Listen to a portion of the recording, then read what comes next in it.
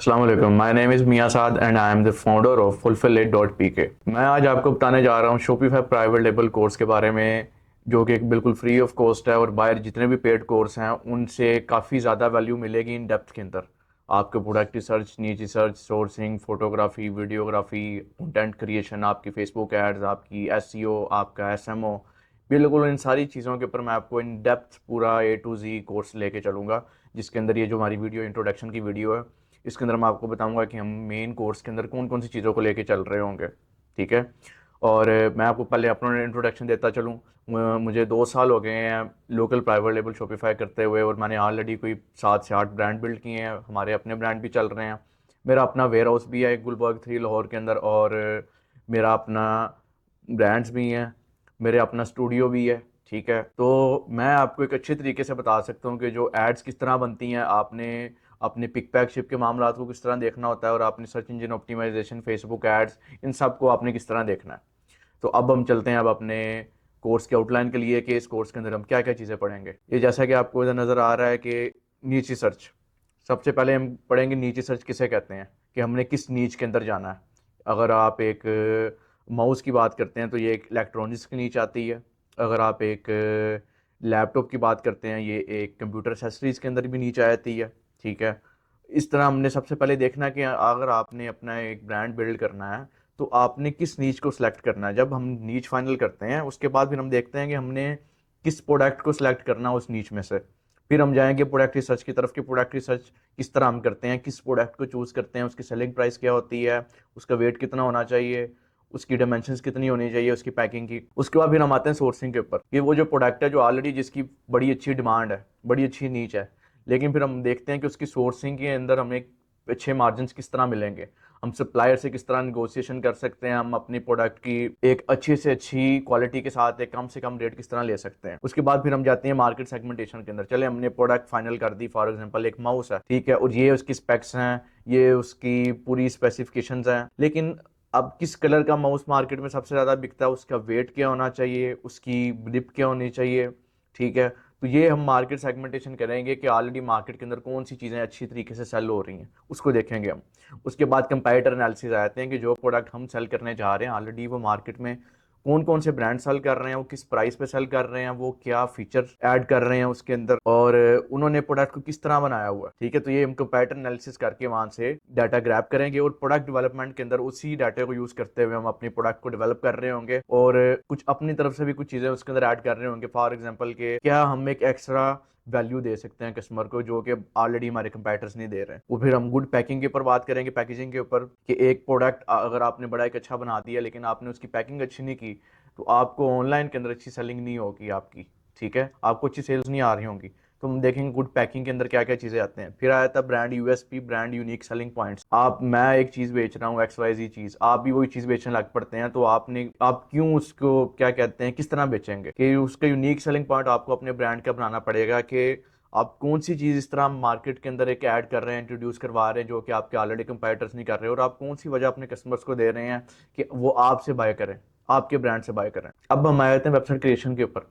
Website creation को इतना कोई टेक्निकल चीज़ नहीं है, लेकिन स्टिल हमें इसके ऊपर बड़ा जोर देना पड़ता है, कि स्टार्टिंग के अंदर तो आप फ्री थीम के साथ भी जा सकते हैं। उसके साथ फिर वेबसाइट क्रिएट, जब आपने क्रिएट कर ली है, वेबसाइट क्रिएट करने के बाद फिर अगला काम आता है CRO का, कन्वर्जन रेट ऑप्टिमाइजेशन का, कि फिर आपने चेक करना है कि कौन कौन सी चीज़ें आपने वेबसाइट पे और ऐड करनी है जिसकी वजह से आपका कन्वर्जन रेट इंक्रीज होता है। वो एक्स्ट्रा डिस्काउंट्स होते हैं, वो हाई क्वालिटी इमेजेस होती हैं, वो एक अच्छी आपकी ऑफर होती है प्रोडक्ट की, वो आपकी वेबसाइट के ऊपर एक अच्छी वीडियोग्राफी होती है, आपकी वेबसाइट की स्पीड होती है, जो कि कन्वर्जन रेट को इंक्रीज और डिक्रीज कर रही होती है। उसके बारे में हम डिस्कस करेंगे। उसके बाद फिर प्रोफेशनल फोटोग्राफी, वीडियोग्राफी, की आपने फोटोग्राफी किस तरह की होनी चाहिए आपकी वेबसाइट पे, और आपकी जो वीडियोग्राफी है प्रोडक्ट्स की वो किस तरह की होनी चाहिए, क्योंकि ये वन टाइम टास्क होता है एटलीस्ट इन स्टार्ट के अंदर।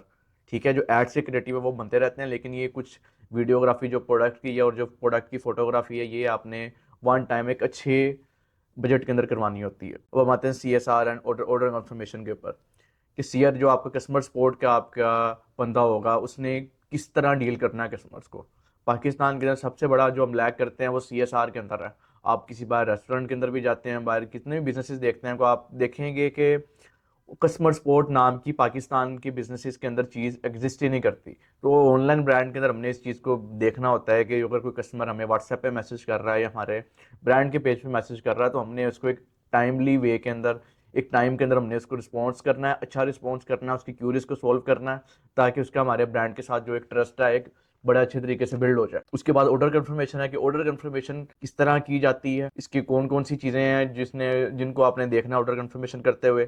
सोशल मीडिया ऑप्टिमाइजेशन, अब आपने सोशल मीडिया मार्केटिंग सुना होगा, एक सोशल मीडिया ऑप्टिमाइजेशन होता है कि जिसके अंदर हम ऑर्गेनिकली अपने सोशल मीडिया को ग्रो कर रहे होते हैं। जिस तरह सर्च इंजन ऑप्टिमाइजेशन होता है कि हम गूगल के ऊपर अपनी एक रैंकिंग मेंटेन कर रहे होते हैं, इस तरह होता है SMO, सोशल मीडिया ऑप्टिमाइजेशन, कि आपने कौन से कीवर्ड्स यूज़ करने हैं, कौन से ट्रेंड्स को यूज़ करना है और किस तरह की आपने पोस्टिंग करनी है जिसकी वजह से आपका अकाउंट ऑर्गेनिकली ग्रो कर रहा हो और आपके ब्रांड्स को ऑर्गेनिकली उसकी रीच इंक्रीज हो रही है और वो आपके विजिटर्स आपके बायर्स में कन्वर्ट्स हो रहे हैं। अब आया था search engine optimization. Search engine optimization के अंदर आता है कि आपने गूगल के ऊपर किस तरह रैंकिंग बिल्ड करनी है। आपने जो गूगल के अच्छे कीवर्ड्स हैं जो लोग सर्च के अंदर यूज़ कर रहे हैं, उसको आपने किस तरह यूज़ करना है अपने टाइटल्स के अंदर, अपनी डिस्क्रिप्शंस के अंदर, और गूगल यूज़र फ्रेंडली किस तरह आपने डिस्क्रिप्शन लिखनी है।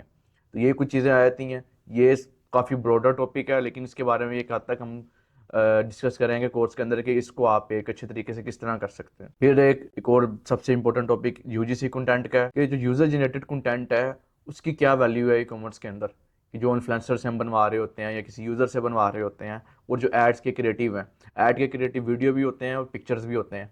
अभी पिक्चर्स जो 2024 के अंदर और 2025 के अंदर पिक्चर ऐड क्रिएटिव बहुत कम परफॉर्म करते हैं। कुछ नीचेस के अंदर कर रहे होते हैं अच्छा, लेकिन ये नीच टू नीच वेरी करता है। और मेन जो आपके क्रिएटिव चल रहे होते हैं वो वीडियो के क्रिएटिव चल रहे होते हैं। वीडियो क्रिएटिव्स के अंदर क्या चीज़ें आती हैं, उसके अंदर आपकी स्टार्टिंग के अंदर स्क्रिप्ट आती है, वो आपने किस तरह लिखनी है। स्क्रिप्ट के अंदर स्टार्टिंग में हुक आता है, यानी कि एक स्क्रिप्ट है उसके अंदर पहले हुक आएगा, उसके बाद उसकी मेन बॉडी आएगी, बॉडी के बाद उसके एंड के ऊपर सीटी आएगा, कंक्लूजन आएगा। ये एक स्क्रिप्ट है। स्क्रिप्ट के बाद फिर आपने इन्फ्लुएंसर्स ढूंढने होते हैं, वो उसको आपने किस तरह फाइंड करना है, उनके साथ निगोशिएशन किस तरह करनी है। उसके बाद आपने वीडियो को एडिटिंग किस तरह देख करनी है, अपने जो आप ऐड के लिए क्रिएटिव बनाना चाह रहे हैं उसकी भी टेस्टिंग किस तरह करनी है। फिर आते हैं फेसबुक एड्स की स्ट्रेटजीज और स्केलिंग के ऊपर। ये जो फेसबुक एड्स है उसको आपने स्टार्ट किस तरह करना है, उसको आपने स्केल किस तरह करना है, आपके पास जो बजट है उस बजट के अंदर कितना बजट होना चाहिए कि आप अच्छी फेसबुक एड्स चला सकते हैं, उसको टेस्ट कर सकते हैं। इसके बारे में डिटेल में plus pro tips, last but not least बाकी हम सारी चीज़ें डिस्कस करेंगे। आप अपने बिजनेस को किस तरह प्रॉफिटेबल बना सकते हैं और वो कौन सी चीज़ें हैं जो कि इसके अलावा भी एक आपको चाहिए एक अच्छा बिजनेस रन करते हुए, क्योंकि जो शॉपिफाई वो एक टूल नहीं है, वो एक प्रॉपर बिजनेस मॉडल है। बिजनेस मॉडल के अंदर आपने मल्टीपल चीज़ों को देखना होता है, ठीक है। तो इसके अंदर मैं आपको प्रो टिप्स दूंगा। आपने टीम किस तरह मैनेज कर सकते हैं, आप टीम बना किस तरह सकते हैं, आप HR को किस तरह बेहतर तरीके से देख सकते हैं, क्योंकि जो एक CEO होता है उसको कंपनी के मल्टीपल चीज़ों का आइडिया होता है कि स्टार्टिंग में वही हायरिंग कर रहा होता है, वही एड्स चला रहा होता है, वो सारे काम कर रहा होता है। तो उसके अंदर जो मैंने अपने प्रीवियस लॉसेस से चीज़ें सीखी हैं वो मैं आपको बता रहा हूँ कि ये चीज़ें जो गलतियाँ मैंने की हैं वो आपने नहीं करनी, और जिससे आप एक अच्छा सीख के और एक कम गलतियाँ करके कम टाइम के अंदर एक अच्छा एक अपना प्राइवेट लेवल ब्रांड बिल्ड कर सकते हैं। तो ये आज का था इंट्रोडक्शन, और इंशाल्लाह मिलते हैं अपने नेक्स्ट वीडियोस के अंदर जिसके अंदर मैं डिटेल के अंदर ये सारी चीज़ें डिस्कस कर रहा हूँ। और अगर आपका कोई और क्यूरीज वगैरह हो या आप किसी और टॉपिक के ऊपर वीडियोस चाह रहे हो तो वो आप नीचे कमेंट्स करके मुझे बता सकते हैं, और अपने क्वेश्चंस को मेरे इंस्टाग्राम पे आके DM करके पूछ सकते हैं। और मज़ीद अपडेट्स के लिए मुझे आप यूट्यूब के ऊपर फॉलो करें, और मेरे सोशल मीडिया बाकी प्लेटफॉर्म में इंस्टाग्राम, फेसबुक है और टिकटॉक है। आप मेरे 4-5 प्लेटफॉर्म पे फॉलो करें, और इंशाल्लाह आपको मज़ीद एक इन्फॉर्मेटिव डेली टिप्स मिल रही होंगी शॉपिफाई प्राइवेट लेवल के ऊपर, ब्रांड बिल्डिंग के ऊपर, बिजनेस डेवलपमेंट के ऊपर, ह्यूमन रिसोर्स मैनेजमेंट के ऊपर, और इस तरह मल्टीपल बिजनेस की सेल्स एंड मार्केटिंग के ऊपर। अपना ख्याल रखिएगा, मिलते हैं इंशाल्लाह नेक्स्ट वीडियो में। जज़ाकल्लाह।